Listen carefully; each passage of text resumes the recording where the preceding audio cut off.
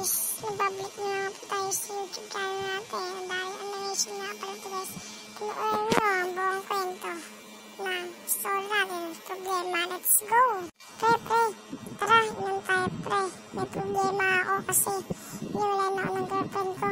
Pre, problema na naman. Ano ba nangyayari sa inyo pre? Kaya kasi di mo binabago yung buhay mo. Kaya kayo niwalan ng girlfriend. Pre, tara, sumama na ako, mag-game lang tayo.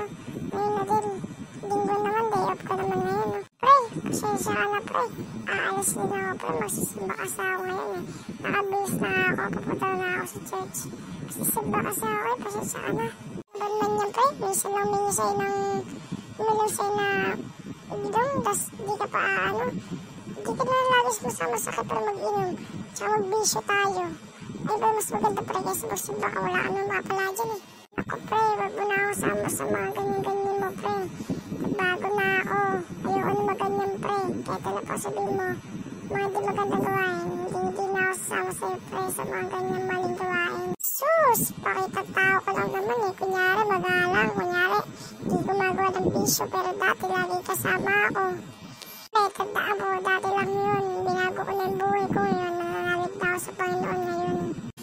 Ayan naman ganyan desisyon mo lagi.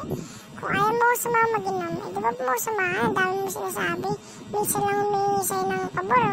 Gagayat ka pa, yun na mo pasiba na kaysa mag-inom tayo. Maganda pa. Tapos magsugal tayo, di ba? Magkakapera ka pa.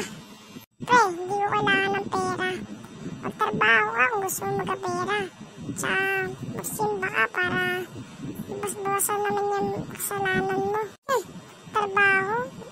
Huwag ka na magtrabaho, pre. Magbisyo tayo. Tapos anong gawain, ayun na lang gawin natin. Basta magtrabaho ka, simba ka. Wala yan, pre. Dami mo po sinasabi. Kung kayo desisyon mo, pre, bahala ka. Basta hindi ako sasama. Alis na ako, pre. Dito muna ako. Sige, magsimba ka na. Dami na nalaman eh. Hey guys, dito na nga pala natatapos sa ating video guys. Kung gusto nyo problema, part 2. Bye-bye!